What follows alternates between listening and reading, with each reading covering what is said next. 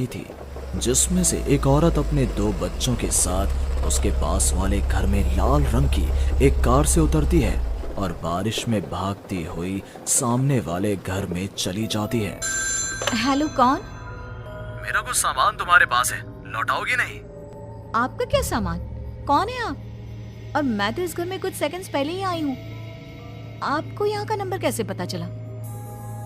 Mummy, हो सकता है कि जो फैमिली यहाँ पहले रहती हो, ये कॉल उनके लिए हो। नहीं नहीं, ऐसा नहीं है। बाहर कड़कड़ाती बिजली एक अनजान आदमी के फोन ने नेहा को डरा दिया था। वो फौरन कॉल रख देती है। चलो बच्चों, कमरे में चलते हैं, मैं तुम्हें सुला देती हूँ। पर यहाँ इतने अंधेरे में तो कुछ भी नहीं दिख रहा मम्मी। फ्लैश लाइट ऑन करो ना। नेहा फ्लैश ऑन करती है, जहां उसे ऊपर जाने की सीढ़ियां दिखती हैं और चारों तरफ सफेद कपड़ों से ढके हुए फर्नीचर। तभी नेहा की 3 साल की बेटी उससे कहती है, मम्मा घोस्ट।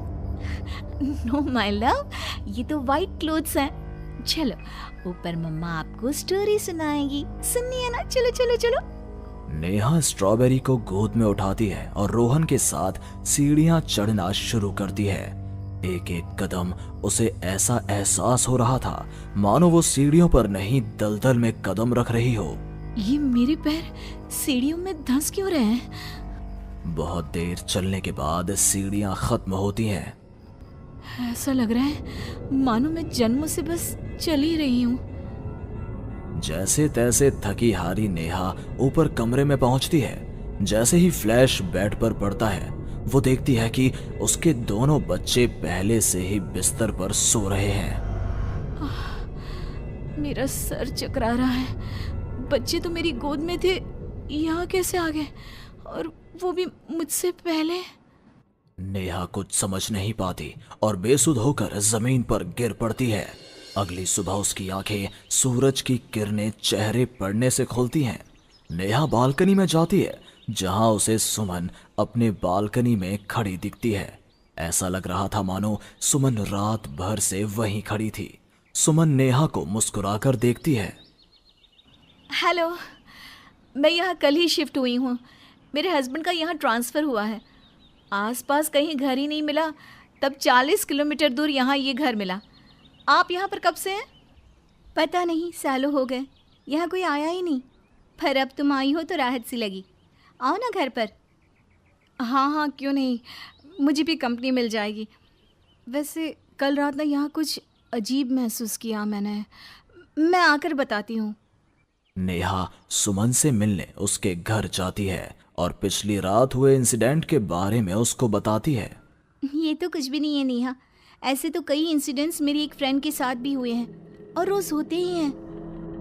सुमन अपनी कार में बैठी अपने नए ठिकाने की ओर बढ़ रही थी। जंगल के बीच से गुजरती वो खुद से कहती है, ये सिविल इंजीनियर्स की लाइफ ना बड़ी मुश्किल है। कहाँ जंगल झाड़ी में रहना पड़ेगा। कार एक घर के पास रुकती है। लीजिए मैडम, हम आ गए। आपको कुछ जरूरत हो तो मुझे कॉल कीजिएगा, मैं ये बगल वाले घर में ही हूँ। सुमन घर के अंदर जाती है। डाइनिंग टेबल पर पहले ही खाना रखा हुआ था, पानी का ग्लास भी, टीवी ऑन ही था। ऐसा लग रहा था मानो अभी अभी यहाँ कोई था या है। चलो, कंपनी अच्छी है, सब अरेंजमेंट्स मेरे आने के पहले ही कर रखे हैं। सुमन खाने की टेबल पर बैठती है, जहाँ 5 लोगों का खाना परोसा हुआ था। ये 5 प्लेट किसके लिए सर्व कर दिया? हाथ है। सुमन अपनी प्लेट से खाना शुरू करती है और उसी वक्त बाकी 4 प्लेटों से भी खाना गायब होने लगता है। प्रमिल, कहाँ हो तुम प्रमिल? सुमन भागती हुई अपने ड्राइवर के घर पर जाती है। सुमन क्या देखती है कि प्रमिल जमीन पर गिरा हुआ है। फर्श पर हर तरफ खून ही खून। प्रमिल के मुंह से भी खून आ रहा था। वो कराहता हुआ कहता है, मैम, यहाँ रूहें रहती हैं, ये आपको भी नहीं छोड़ेंगी। ये कहते कहते ही प्रमिल दम तोड़ देता है और सुबह के 11 बजे अचानक ही अंधेरा छा जाता है। चारों तरफ से अजीबोगरीब आवाजें आने लग जाती हैं। मम्मी, अरे कोई खाना देगा क्या मुझे? अरे जी सुनिए ना, प्लीज प्लीज मुझे मत मारो। पापा बचाओ, ये लोग कौन है? सुमन अपने दोनों हाथों से अपने कान को बंद कर लेती है और जोर जोर से चीखती है। अचानक एक सन्नाटा चारों ओर फैल जाता है। सुमन प्रोमिल के घर से बाहर निकलती है। चारों ओर घुप अंधेरा, वो भी कुछ देख नहीं पाती और वापस अपने घर की ओर लौट आती है। इससे अच्छी तो मौत होती, ये मैं कहाँ फंस गई। मम्मा गोदी। अरे सुमन, क्या मरने वरने की बात करती रहती हो? जाओ मेरे लिए चाय बनाओ। ये कौन बोल रहा है? तभी अचानक से घर की लाइट्स ऑन हो जाती हैं। सुमन देखती है कि वो किचन में है।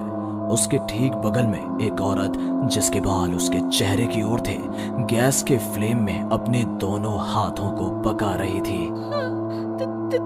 तुम कौन हो? कौन हो तुम? और यहाँ क्या कर रही हो? इनको बहुत पसंद है मेरे हाथों का खाना, तो मैं भी चखवा दूं क्या? कर्कश आवाज में ये कहती हुई वो औरत झट से सुमन के हाथों को आग में डाल देती है। सुमन चीखती रहती है, पर वो औरत उसके हाथों को नहीं छोड़ती। तुम्हारे पेट में एक बच्चा है ना, सूंघ लिया मैंने।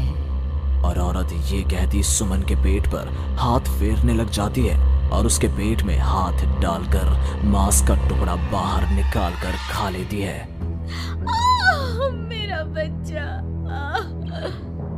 ये तो कुछ भी नहीं, उधर देखो।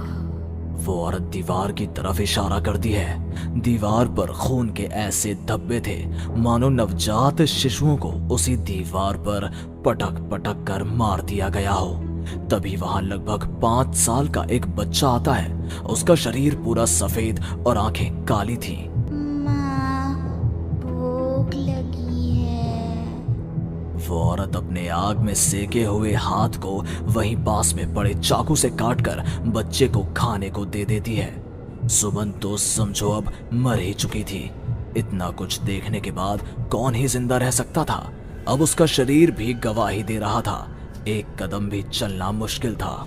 वो दीवार को पकड़ पकड़ कर बाहर हॉल में आती है, जहां डाइनिंग टेबल पर 5 लोगों को बैठा देखती है। बिना सर का एक आदमी टेबल पर अपने बीवी और 3 बच्चों के साथ बैठा था। सभी सुमन की ओर देखते हैं। मम्मी, तुम मेरी मम्मी बनोगी। यहाँ हमारी जैसे बहुत से लोग रहते हैं, बहुत सारे। फिर उस लड़की का क्या हुआ? वो अब जिंदा है? हाँ, उन लोगों को एक जिंदा इंसान भी चाहिए था, जिसे वो रूहें रोज मारे, रोज। पता नहीं कितनी ही रूहें हैं, आज भी 1-2 तो दिख ही जाती हैं। वो लड़की तो बस निकलने का राह ढूंढ रही है, पर वो निकलेगी कैसे? क्या कोई तरीका है? हाँ, किसी और को उन रूहों के हवाले कर देना यही एकमात्र रास्ता है। तो उसने किसे उन आत्माओं के हवाले किया? किया नहीं, अब करेगी।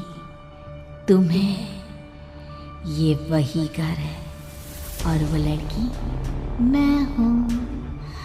अलविदा नेहा।